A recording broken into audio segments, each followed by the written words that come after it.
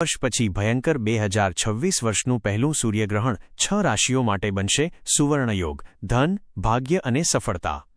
પ્રસ્તાવના: સૂર્યગ્રહણ solar eclipse એ માત્ર એક ખગોળીય ઘટના નથી, પરંતુ ભારતીય સંસ્કૃતિ અને જ્યોતિષશાસ્ત્ર મુજબ તે એક અત્યંત શક્તિશાળી સમય ગણાય છે. સૂર્યગ્રહણ વખતે ગ્રહોનું સંયોજન, નક્ષત્રોની ચાલ અને રાશિઓ પર પડતી અસર એટલી ઊંડી હોય છે કે માણસનું જીવન સંપૂર્ણ રીતે બદલાઈ શકે છે. જ્યારે પણ સૂર્યગ્રહણ આવે છે ત્યારે લોકોના મનમાં ભય, આશ્ચર્ય અને ઉત્સુકતા એકસાથે ઊભી થાય છે.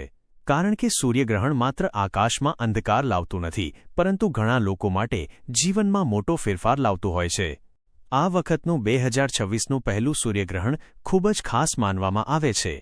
ઘણા જ્યોતિષીઓ કહે છે કે આ ગ્રહણ પછી કેટલીક રાશિઓ માટે એવો ભાગ્યોદય થશે કે જાણે 500 વર્ષ પછી આવતી એક મહાશક્તિશાળી ઘટના બની રહી હોય. સૂર્યગ્રહણ શું છે? સરળ ભાષામાં, સૂર્યગ્રહણ ત્યારે થાય છે જ્યારે ચંદ્ર પૃથ્વી અને સૂર્યની વચ્ચે આવી જાય છે અને સૂર્યનો પ્રકાશ પૃથ્વી સુધી પૂરો પહોંચી શકતો નથી. આ ઘટનામાં ચંદ્ર સૂર્યને થોડું કે સંપૂર્ણ રીતે ઢાંકી દે છે. આકાશમાં અંધકાર છવાઈ જાય છે.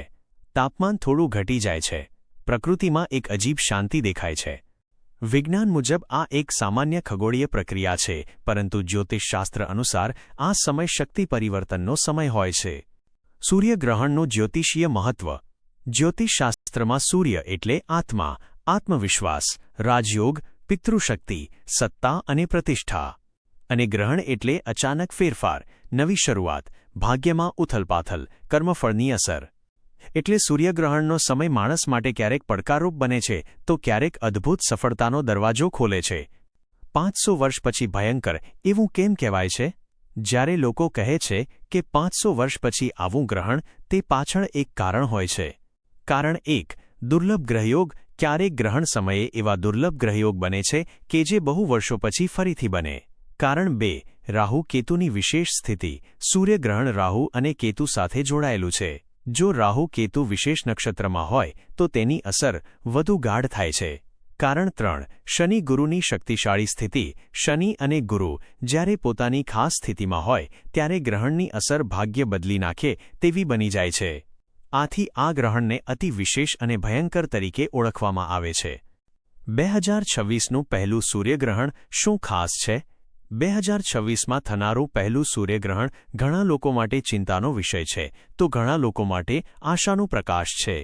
જ્યોતિષ મુજબ આ ગ્રહણ ભાગ્યનું ચક્ર ફેરવશે, ધનના નવા સ્ત્રોત ખોલશે, કારકિર્દીમાં મોટી તક આપશે, અચાનક સફળતા અપાવશે, કેટલાક લોકો માટે જીવન બદલી નાખશે.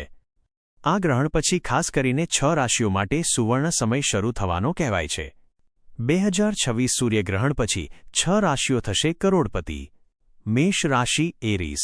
મેષ રાશિના લોકો માટે 2026નું પહેલું સૂર્યગ્રહણ ખૂબ જ શુભ માનવામાં આવે છે.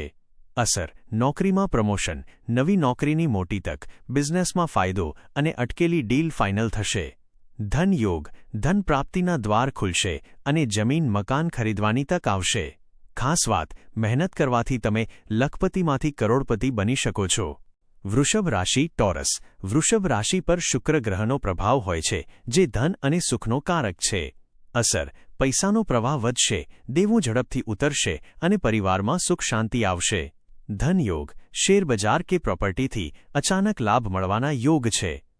સિંહ રાશિ લિયો. સ્વામી ગ્રહ સૂર્ય હોવાથી આ ગ્રહણ સિંહ રાશિ માટે બહુ જ ખાસ છે. અસર: પ્રતિષ્ઠા વધશે અને સરકારી કામોમાં સફળતા મળશે. ધન યોગ. રાજયોગ શરૂ થઈ શકે છે અને નવી આવકના રસ્તા ખુલશે. ખાસ વાત: આ ગ્રહણ જીવનનો ટર્નિંગ પોઇન્ટ સાબિત થઈ શકે છે. તુલા રાશિ લિબ્રા. તુલા રાશિના લોકો માટે આ ગ્રહણ લક્ષ્મી યોગ લઈને આવશે. અસર: બિઝનેસમાં ઉછાળો અને અટકેલા પૈસા પાછા મળશે. ધન યોગ. પૈસા કમાવાનો આ સુવર્ણ અવસર છે. ધનુ રાશિ. સેકન્ડ રાજ્યો સ્વામી ગુરુ હોવાથી ધન અને જ્ઞાનમાં વૃદ્ધિ થશે. અસર: વિદેશ જવાની તક અને કરિયરમાં મોટી સફળતા મળશે.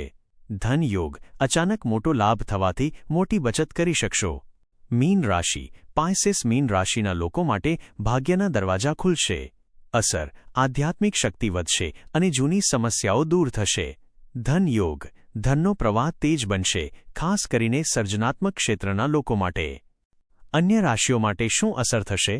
કેટલીક રાશિઓ માટે આ ગ્રહણ ચેતવણીરૂપ પણ હોઈ શકે છે.